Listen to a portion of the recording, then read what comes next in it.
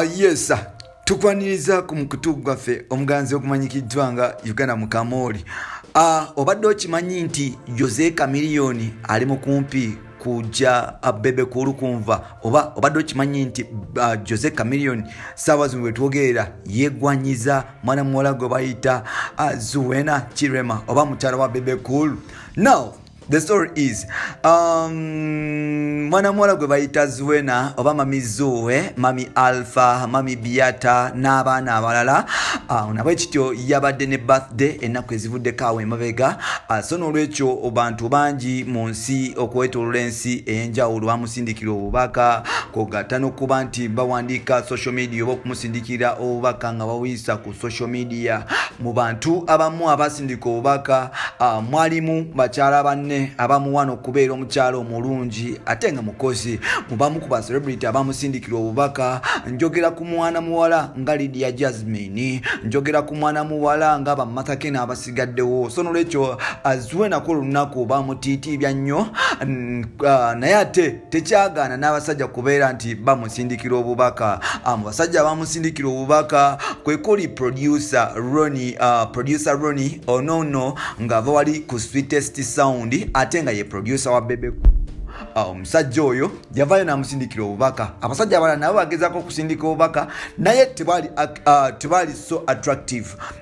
Jose Chameleone asindika obubaka obwatadde abantu ku bunkenke anti Jose Chameleone yavuddeyo n'agenda ku Instagram n'agamba nti happy birthday mami Zuena oba mami Alpha. Olina ebintu bingi ebyokuba nti olina ebintu bingi ebyokuba nti omuntu nga nze nvayo kuba nti nga nkucelebratinga. Olina ebintu bingi ebyegombesa era nga tokoma ku basajja bokka si bakoma ku kwegomba wabula ne bakyala banno bakwegomba because oli hard working lady. Kino kyekitegeezebwa Jose Chameleone nti Jose Chameleone yava makyali nembiranyi ne Bebe Cool naye ate yakutte pen n'olupapula n'awandiika bbaluwa eno. Tukimanye bulungi nti Jose Chameleone tugenda mu myaka 2 n'ekitundu nga musajja muwulu awedde emirimu bwe twogerera Zuena n'abaana be bonna.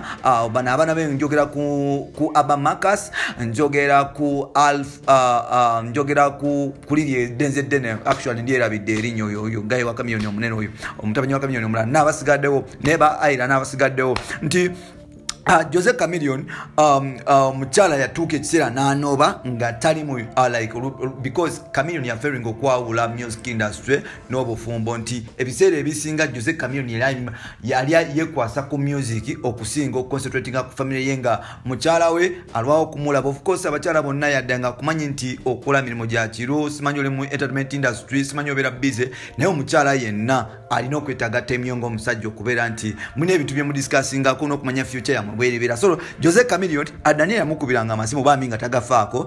Jose Chameleone ebiseera ebisinga yali abimala wabweru nga ne waba tagenze kola siba kukasa ne bawizo ne basulayo. Of course ekyo kyanyiza Daniel n'aba nti atambulamu. So n'olwekyo Jose Chameleone sawa Zuena wali awo Bebe Cool bamutwala wano ne wali. So n'olwekyo Chameleone yaliba nti ayagala kuba nti azanya mweso abeere nga ayisaamu Zuena egaali naye ate Bebe Cool wakiwulira lino takikyagenda watulaba nti ennaku musajja mukulu gwe bayita Bebe Cool ne Jose Chameleone tebali makambugo oluvena okuba nti bintu bingi ebibaawula nti Jose Chameleone ayagala kujja kuba road mayor ate nga agira ku kibiina kya DP ate nga mwana mulezi gwe bayita Moses Saloba Bebe Cool musajja nnyo wa NRM. So n'olwekyo bali mu mbiranyi bali mu lutalo olw'amaanyi kati ate awo bw'ogattako olutalo lw'omukazi simanyi kinaggwera naye nga Bebe Cool naye nga Jose Chameleone ali mu Zuena ayagala